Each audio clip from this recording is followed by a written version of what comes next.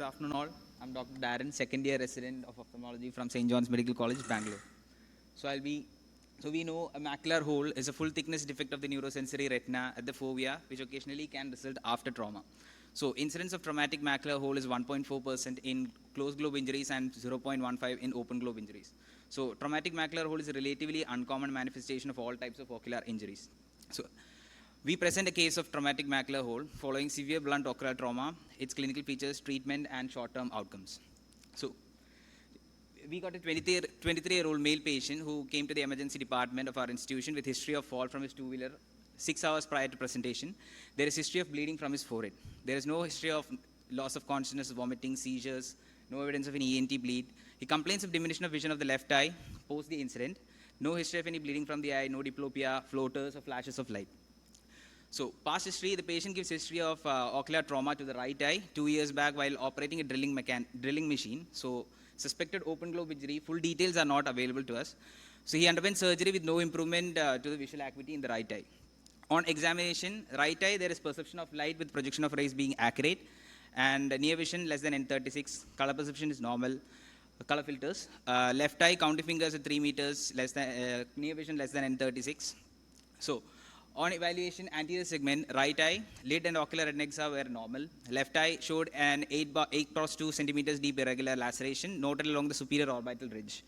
So, and a dense subconjunctival hemorrhage with chemosis noted. So, in the right eye, cornea showed adherent leukoma in the visual axis with DM folds noted radiating from the adherent leukoma, and superficial corneal vascularizations were seen. On anterior chamber evaluation, it was shallow, and lens matter were noted in the anterior chamber at around 7 o'clock position through the iridodialysis defect. In the left eye, Van Eyck's grade 3 with no cells of flare noted. In iris, normal color and pattern in the left eye. In the right, iridodialysis was noted from 7 to 10 o'clock position. Other details are not clearly made out due to the opacity. Pupil in the left eye is 3 mm brisk and ill-sustained, and the lens in the left eye was clear with partial Vossius ring noted. So on fundus evaluation, no view in the right eye. Left eye, the media was clear, the disc cup size shape margin was normal, with the cup disc ratio of 0.3%, with a healthy neuroretinal rim. Vessel arterial to venous ratio is 2:3, and background showed subretinal hemorrhage, suspecting choroidal ruptures superior to the optic disc and with peripapillary RPE hyperpigmentation. Macula showed a reddish circular macular defect noted with the absent foveal reflex. Vasquez-Allen test was done and it was found to be positive. Intraocular pressure was done and it was found to be 10 millimeters of mercury. Extraocular movements showed limitation in elevation, depression, and abduction. So investigations, we performed OCT macula, which is performed 24 hours after admission and noted to have a full thickness macular hole with basal diameter of 759 micrometers and minimum internal diameter of 403 micrometers with no evidence of any intraretinal cysts. B-scan was within normal limits. Fundus picture, right eye, there was no view. The left eye shows full thickness macular hole with a subretinal hemorrhage supranasal to the disc, which we are suspecting for choroidal rupture. So intervention, the patient was evaluated in emergency medicine by plastic surgery, neurosurgery, and ophthalmology. CT was done, which shows left orbital blowout fracture with fracture fragments noted to impinge upon the inferior rectus muscle with mild herniation of the intraorbital fat into the left maxillary sinus. Left optic nerve appears normal with mild surrounding fat stranding noted in the intraconal compartment, and left frontal pneumocephalus was noted. The patient was admitted under plastic surgery. Debridement with suturing of the lid laceration was done by plastic surgery. On fundus evaluation was found noted to have a full thickness macular hole with subretinal hemorrhage and choroidal rupture, as mentioned. The patient was started on intravenous methylprednisolone 1 gram once daily in view of the patient being one-eyed and suspecting traumatic optic neuropathy, and was continued for 5 days, following which he was started on oral steroids 40 milligram once daily and weekly tapered off. So the patient was started on IV methylprednisolone and started on topical antibiotics. So discharge advice, the patient was discharged on oral steroids and was tapered off, and was also started on vitamin C. And patient was advised home Amsler charting for secondary CMBM. So outcome, so after initiating the treatment, IV methylprednisolone, spontaneous anatomic closure of the full thickness macular hole was observed after 72 hours. The visual acuity improved to counting fingers at 5 meters on day 1, 660 on day 2, and 636 parts on day 3.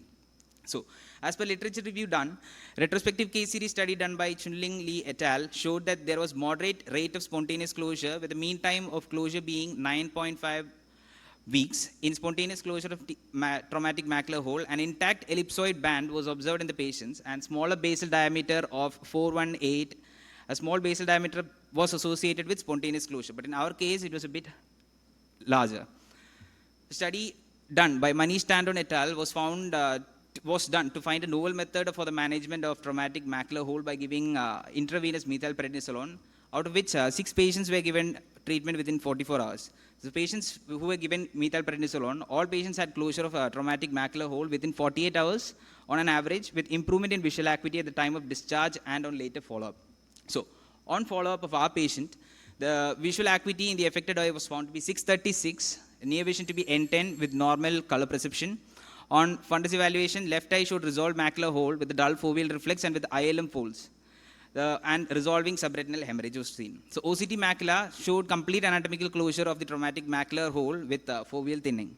So clinical implication, since due to the low incidence of traumatic macular hole, there are no standard guidelines in the management of this condition, and spontaneous closure do occur, but most require surgical intervention for anatomical closure. So the hypothesis proposed for a study done by Manish Tandon et al. Is based on the fact that there occurs a breach in the blood retinal barrier, which is maximum in the first 72 hours, and IVMP will reduce the inflammation and help in the reparative process that helps in closure of the hole. So this case study demonstrates that high-dose IV methylprednisolone could hasten the closure of the macular hole with quick visual rehab for a potentially surgical condition, and could be considered as a novel management modality in the future if more cases are considered for treatment. Thank you. I think this IVMP, even if, according to me, even if IVMP would not have been given, he would have closed. That is my view about it, because sometimes the patient is a diabetic and IVMP may not be given. So I don't know, is there a correlation between IVMP and traumatic hole closure? It is still under study, maybe, yes, as you said. So that should be taken with a little, not taken as a take-home message. And what about the submacular hemorrhage, which you said because of the rupture of the corona? Yes, ma'am. How far was it from the fovea? It was supranasal to the disc, not near to the fovea, ma'am. Okay. All right. So because if there's a submacular hemorrhage a little away from the macular hole, that would also need a management, early management, with at least with some intravitreal air and positioning of the patient. Any more comments, please? So there has been a few case reports which have published role of steroids in macular hole closure. So first, we don't have any comparative randomized control trial comparing spontaneous macular hole closures and the patients who were given steroids. So making a statement, just the way you have chosen, that the role of methylprednisolone in a macular hole closure, it should be taken with a pinch of salt. Second is that traumatic macular holes are more prone to be persistent macular holes. So they getting closed with the help of methylprednisolone is still a doubt. Because when you say traumatic macular hole, in your case, the size was not bigger. But traumatic macular hole are usually up to the 1000 micron size.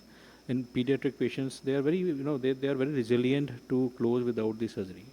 So second thing is this. Third thing is those patients, in those patients who have received steroids and have closed the macular hole, they had a lot of intraretinal cystic spaces around the fovea that we tend to see.